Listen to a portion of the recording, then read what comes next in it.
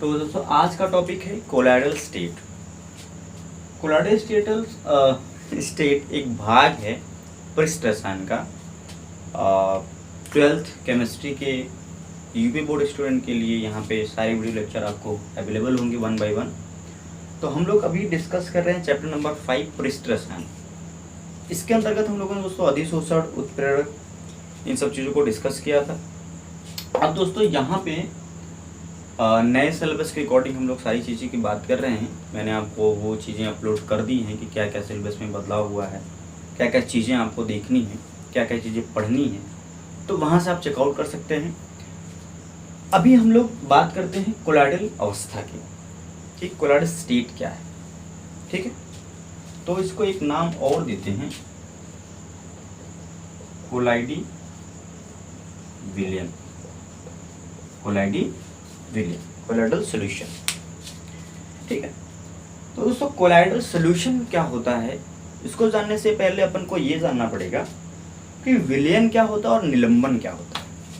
विलयन क्या होता है और निलंबन क्या होता है। बड़ा प्यारा सा खूबसूरत सा नाम, निलंबन, सस्पेंशन। तो इन सब चीजों को धीरे धीरे जान पाए, लेकिन उससे पहले बहुत साल पहले 1861 ईस्वी में 1861 ईस्वी में एक साइंटिस्ट थे थॉमस ग्राहम नाम के साइंटिस्ट थे, जिन्होंने क्या किया दोस्तों कि सारे पदार्थों को दो कैटेगरी में कैटेगराइज किया, है ना। थॉमस ग्राहम ने 1861 ईस्वी में पदार्थों को दो कैटेगरी में कैटेगराइज किया। अच्छा, सब अपने अपने हिसाब से कैटेगराइज कर रहे हैं। बहुत पहले जो है निकोलस लेमरी ने कैटेगराइज किया था कार्बनिक पदार्थ, लेविस ने, अरहनियस ने अम्ल और क्षार में किया था। तो सब लोग अपने अपने हिसाब से कर रहे हैं। तो इन्होंने चर्मपत्र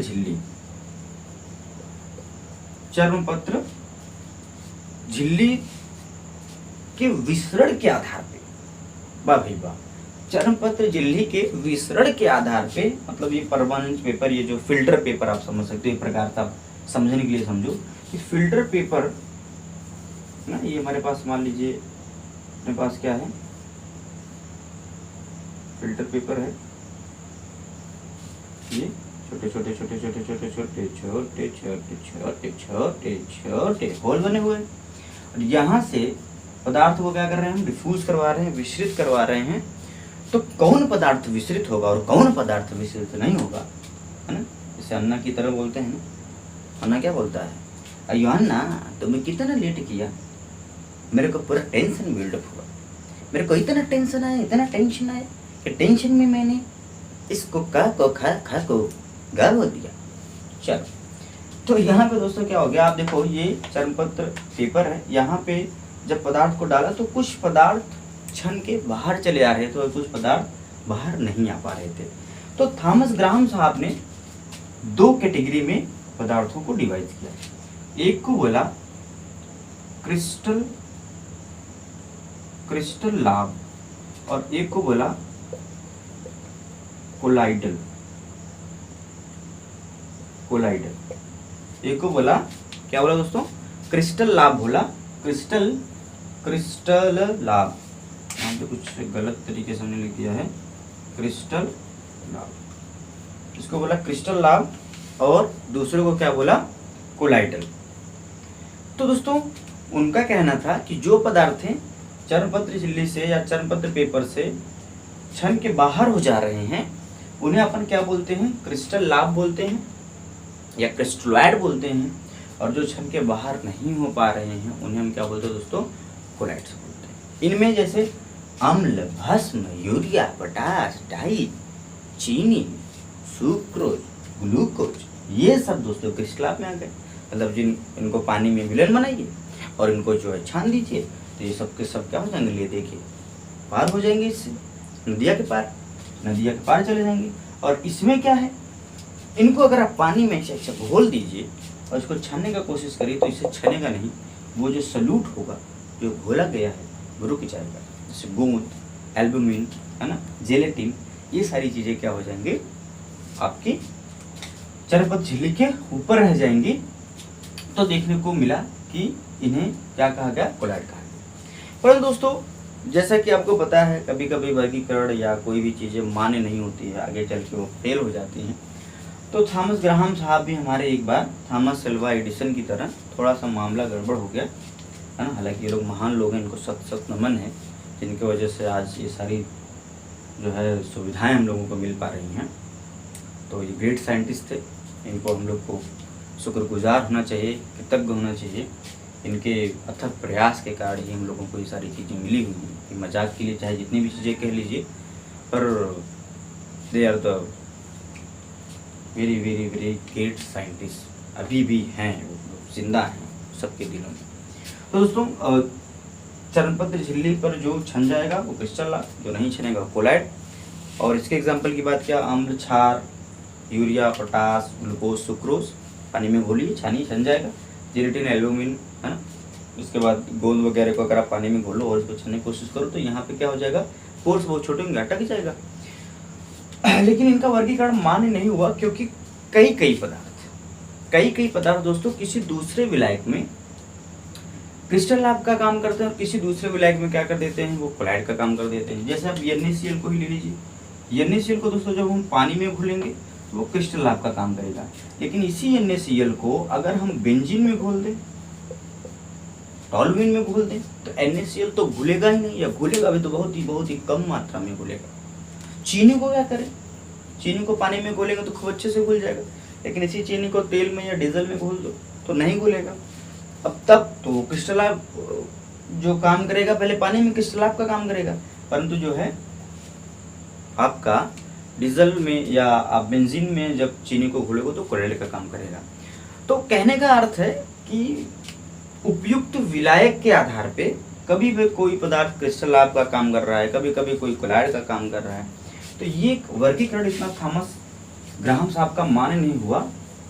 और आगे चल के ये देखा गया कि जो हमारा बहुत सारे जो विलायक हैं उनमें परिवर्तन करके हम क्या कर सकते हैं, क्रिस्टल लाभ को परिवर्तित कर सकते हैं इधर से उधर। अतः हम कह सकते हैं कि प्रत्येक पदार्थ को विशेष परिस्थिति के अंतर्गत कोलाइडी अवस्था में परिवर्तित किया जा सकता है ना। तो प्रत्येक पदार्थ को विशेष परिस्थिति के अंतर्गत हम क्या कर सकते हैं, कोलाइडी अवस्था में परिवर्तित कर सकते हैं। तो कोई ऐसा एज सच मतलब हम क्लासिफिकेशन नहीं कर सकते हैं। तो कभी पदार्थ इसमें, कभी उसमें, कभी इसमें, कभी उसमें कन्वर्ट हो सकता है। पार्टिकल की साइज छोटा बड़ा कर दें तो कन्वर्जेशन हो सकता है इसमें से उसमें। तो हम कह सकते हैं इसके आधार पे आगे चल के साइंटिस्टों ने क्या किया, पुनः पदार्थों को उनके विलयन में विद्यमान, है ना, ध्यान से सुनिएगा, उनके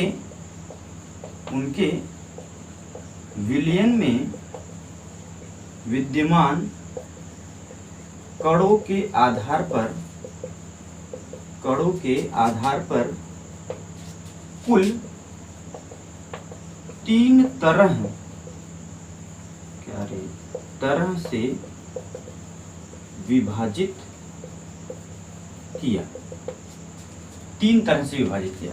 तो थॉमस ग्राहम ने जो पहले विभाजन किया था उसको अमान्य घोषित करते हुए बाद में काफ़ी अध्ययन किया गया, और काफ़ी अध्ययन करने के बाद साइंटिस्टों ने मतलब विलयन में विद्यमान कोई विलयन बना हुआ है, उसमें जो विलेय के कण हैं उनके कणों के आधार पे कुल जो है पदार्थों को 3 प्रकार से क्या कर दिया गया, डिवाइड कर दिया गया। 3 प्रकार से डिवाइड कर दिया गया। और पहले को बोला गया विलयन, दूसरे को बोला गया कोलाइडी विलयन, और तीसरे को बोला गया दोस्तों निलंबन, मतलब सॉल्यूशन, कोलाइडल सॉल्यूशन। और यही आपका है सस्पेंशन। ये क्या आपका है, सस्पेंशन। तो दोस्तों जब आपको पता है सब में एक घुलने वाला होगा और एक घोलने वाला होगा, तभी तो विलयन बनेगा। क्या रे भाई, तभी तो विलयन बनेगा। एक घुलने वाला होगा और एक घोलने वाला होगा। तो जब इसमें घुलने वाला मतलब विलेय, आप इस प्रकार समझो, विलेय 1 नैनोमीटर से छोटा हो, 1 नैनोमीटर से छोटा हो तो उस पदार्थ को क्या कहेंगे, विलेन कहेंगे। और यही ट्रू सोल्यूशन भी होता है। अब बात को समझो, जब विलेय अर्थात घुलने वाले पार्टिकल 1 नैनोमीटर से क्या हो, छोटे हों तो विलेन बनेगा। और दोस्तों 1 नैनोमीटर से 1000 नैनोमीटर के मध्य अगर पार्टिकल का साइज होगा जो घुल रहा है, उसकी साइज 1 नैनोमीटर से 1000 नैनोमीटर के बीच में होगी तो स्थिति बनेगी कोलाइडल विलेन की। और निलंबन में दोस्तों क्या होगी, निलंबन में 1000 से ज्यादा, है ना, 1000 से ज्यादा, अगर 1000 क्या 1000 से ज्यादा, गजब रे गजब, वाह रे वाह, हम 1000 नैनोमीटर से पार्टिकल की साइज ज्यादा होगी तो क्या बनेगा, निलंबन बनेगा। क्या बनेगा दोस्तों, निलंबन बनेगा। तो इनकी एग्जाम्पल की बात कर लें, तो अगर हम लोग NaCl को पानी में डाल देते हैं तो क्या बन जाता है दोस्तों, विलेन बन जाता है। दूसरा देखिएगा, अगर हम आटा, खाने वाला आटा जिससे बनती है रोटी, खाने वाला आटा जिससे बनता है पराठा, तो दोस्तों यदि हम क्या करें, आटे को पानी में डाल दें, है ना, पानी में डाल दें, तो यहाँ पर जो है आटा पूरे इस भाग में क्या हो जाएगा, फैल जाएगा, घुलेगा नहीं, ध्यान देखिएगा, घुलेगा नहीं, डिस्पर्स हो जाएगा, पूरे भाग में फैल जाएगा। और जैसे ग्लास लीजिए, पानी लीजिए, उसमें 1 चम्मच आटा डाल के ऐसे कर दीजिए तो पूरा का पूरा आटा क्या हो जाएगा, डिस्पर्स हो जाएगा, फैल जाएगा, वो आपको दिखेगा इस तरीके से। तो ये क्या बन जाएगा, कोलाइडल विलेन बन जाएगा। और आप क्या ले लो दोस्तों, पानी ले लो और उसमें क्या डाल दो, मिट्टी डाल दो, तो जो मिट्टी है वो क्या आएगी दोस्तों, नीचे बैठ जाएगी और पानी कहाँ रह जाएगा, ऊपर रह जाएगा। पानी क्या रह जाएगा, ऊपर रह जाएगा। तो ये स्थिति किसकी बनेगी, निलंबन की बनेगी।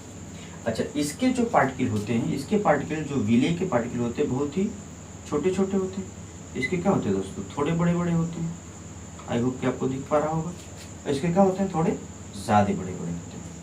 इसके क्या होते हैं, थोड़े ज़्यादा बड़े बड़े होते हैं। और इसीलिए गुरुत्वाकर्षण बल के कारण क्या होता है, धड़ाम से वो लोग नीचे की तरफ पहुंच जाते हैं। इसकी प्रकृति क्या होती है, समांगी होती है ना। इसकी प्रकृति क्या होती है, समांगी। इसकी भी प्रकृति विषमांगी, और ये तो आपको विषमांगी दिख ही रहा है ना। इसकी प्रकृति विषमांगी आपको आँख से भी दिख रही है, मतलब यहाँ पर मिट्टी बिल्कुल अलग अलग है, पानी अलग अलग है।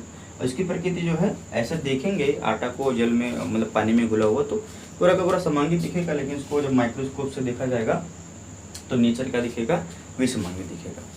और यहाँ पे दोस्तों जो है आप देखते हैं कि यहाँ पे क्या होता है, अब हम लोग बात करें कि जो हमारा विलयन होता है उसमें विलेय के कण छोटे छोटे होते हैं, और जो इसमें पानी अर्थात विलाय के कण होते हैं वो भी क्या होते हैं, दोस्तों हमारे छोटे छोटे होते हैं। उनकी भी साइज क्या होती है, 1 नैनोमीटर से कम होती है। तो ये विलेय और विलाय के कण आपस में क्या करते रहते हैं, इधर उधर घूमते रहते हैं, टक्कर मारते रहते हैं। तो जब विलेय का कण नीचे की तरफ आना चाहता है, मतलब सस्पेंस होना चाहता है, बैठना चाहता है, तो उस टाइम पे क्या होता है, उस टाइम पे इस विलाय का कण इसको धक्का मारता है और ऊपर की तरफ ही बनाए रखता है, उसको नीचे नहीं आने देता है। इसमें भी बात करें तो इसमें आपके जो हमारा कोलाइडल अवस्था है उसमें विलाय के कण थोड़े बड़े बड़े हैं। और इसमें मैं आपको उसमें मार्कर से बना रहा हूँ। इसमें आपको मान लीजिए ये क्या है हमारे, ये आपके विलेय के कण थे थोड़े बड़े बड़े, क्योंकि विलेय के कण थोड़े बड़े बड़े थे। और विलाय के कण भी क्या है, यहाँ पे विलाय के कण भी छोटे हैं, पर उतने छोटे नहीं हैं कि इनको नीचे आएंगे तो ये क्या करेंगे, धक्का मार के ऊपर कर देंगे, रोक लेंगे और पूरे के पूरे नीचे नहीं जाने देंगे। लेकिन यहाँ पे देखिए, यहाँ पे क्या स्थिति बनती है, विलेय के कण काफी बड़े बड़े हैं, क्योंकि विलेय के कण ही बड़े होते चले गए। और विलाय का कण तो हमेशा 1 नैनोमीटर से क्या होता है दोस्तों, छोटा ही होता है। विलाय का कण मतलब जो खोलने वाला है, और विलेय के कण बड़े होते चले गए। तो विलाय का कण जब छोटा छोटा है, और विलेय के कण क्या हो गए, बड़े हो गए। तो जब विलेय के कण जो है नीचे आना चाहेगा तो विलाय का कण उसको रोक नहीं पाएगा। और इसीलिए आपको जो मिट्टी होगी या आपको बालू होगा 1 नैनोमीटर से बड़ा होता है विलेय का कण। तो विलेय का कण जब बड़ा होगा तो विलायक में घोलेंगे तो तुरंत की तुरंत वो क्या हो जाएगा, नीचे बैठ जाएगा। मतलब यह विलाय का कण उसको सब धक्का मार के ऊपर जैसे इनमें और इनमें रोक ले रहा था, इसमें नहीं रोक पाएगा। ये तो वैसे ही बात है, जैसे आप दौड़े दौड़े दौड़े दौड़े जा रहे हो, दौड़े दौड़े जा रहे हो और आपके साथ आप ही के बराबर का कोई चीज़ आके लड़ जाए तो आप रुक जाओगे आप दौड़े दौड़े जा रहे हो, कोई हल्का सा छोटा सा चिंदी सा चीज़ आपके आके लड़ जाए तो क्या आप रुकोगे? नहीं रुकोगे।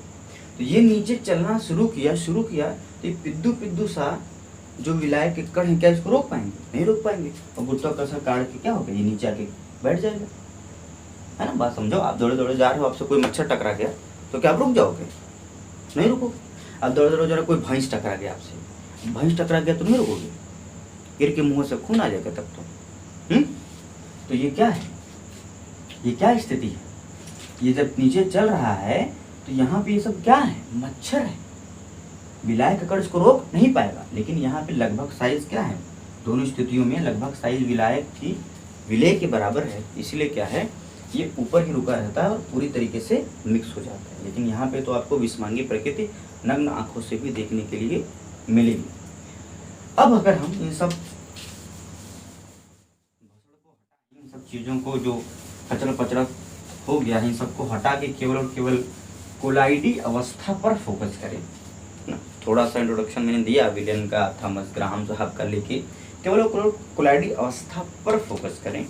तो कोलाइडी अवस्था में दोस्तों जो घुली हुई चीज़ है उसको हम लोग बोलते हैं परिक्षिप्त अवस्था, और जो घोलने वाला होता है उसे हम कहते हैं परिक्षेपण माध्यम।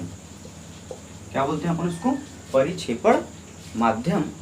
और जो घुली हुई अवस्था होती है उसे क्या कहते हैं, परिक्षिप्त अवस्था। और इसकी साइज मैंने आपको बताया, 1 नैनोमीटर से पार्टिकल जो है, जो घुलने वाला होगा वो 1000 नैनोमीटर से होगा। इसको आप माइक्रोमीटर में या एंगस्ट्रॉम में चेंज कर सकते हो। लगभग आपको 10 से 100 एंगस्ट्रॉम के बीच में चीज़ें मिलती हैं पार्टिकल। तो परिभाषा कैसे बनाएंगे कोलाइडी अवस्था की, कि वह अवस्था जिसमें घुली हुई कण का आकार 1 नैनोमीटर से 1000 नैनोमीटर के मध्य होता है, उसे हम क्या कहते हैं, कोलाइडल अवस्था कहते हैं। आप इस तरीके से कह सकते हो, या आप कह सकते हो कि वह अवस्था जिसमें परिक्षिप्त अवस्था परिक्षेपण माध्यम में विसरित रहती है, फैली रहती है, उसे हम क्या कहते हैं दोस्तों, कोलाइडी अवस्था कहते हैं। वह अवस्था, ध्यान से सुनिएगा, उसको नोट भी कर सकते हैं आप लोग। वह अवस्था जो परिक्षेपण माध्यम में परिक्षिप्त अवस्था के रूप में क्या रहती है, फैली रहती है, और जिनमें कणों का आकार 1 नैनोमीटर से 1000 नैनोमीटर के मध्य होता है, उसे हम कोलाइडल अवस्था के नाम से जानते हैं। उसे हम कोलाइडल अवस्था के नाम से क्या करते हैं दोस्तों, जानते हैं। तो यहाँ पे हम लोगों ने बात किया कि कोलाइडल अवस्था क्या है और कोलाइडल अवस्था किसे कहते हैं।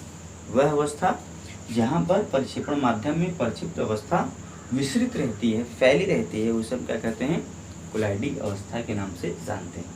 अब आगे हम लोग क्या करेंगे, आगे हम लोग ये बात करेंगे कि किस तरीके से कोलाइडी अवस्था, विलयन और निलंबन में डिफ्रेंशिएशन कर सकते हैं, अंतर कह सकते हैं, इसको और बेहतर तरीके से समझने के लिए।